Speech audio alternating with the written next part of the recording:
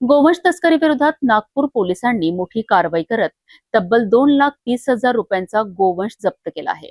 या प्रकरणात महाराष्ट्र प्राणी संरक्षण कायद्यासह प्राण्यांना निर्दयीतेने वागणूक प्रतिबंधक कायद्यान्वये गुन्हा दाखल करण्यात आला असून आरोपींविरोधात कठोर कारवाई सुरू आहे।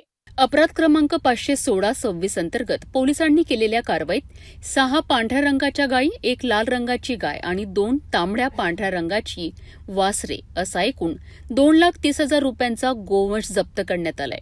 या प्रकरणात महाराष्ट्र प्राणी संरक्षण सुधारणा अधिनियम 1995 तसेच भारतीय प्राण्यांना निर्दयतेने वागणूक प्रतिबंधक कायदा 1960 अंतर्गत गुन्हा दाखल करण्यात आला आहे।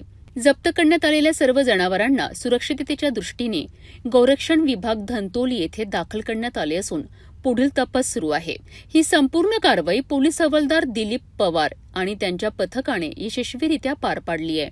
ज्यावेळी पेट्रोलिंग करत होती त्यावेळी त्यांना माहिती पडली की इटाभट्टी चौक बंदे नवाज नगर येथे एका घरी गोवंशीय जनावरे जी आहेत ते दाटीवाटीने आणि अत्यंत क्रूरपणे ठेवण्यात आलेले आहे आणि कत्तलीसाठी त्यांना ठेवण्यात आलेले अशी माहिती मिळाली।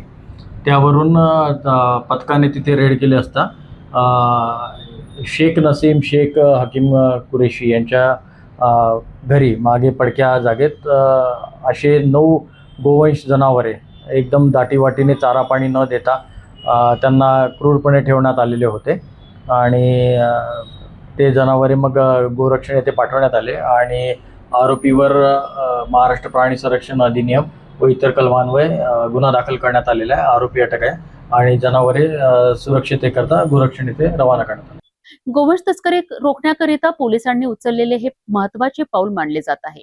या प्रकरणातील पुढील तपासात आणखी धक्कादायक माहिती समोर येते का याकडे सर्वांचे लक्ष लागले आहे।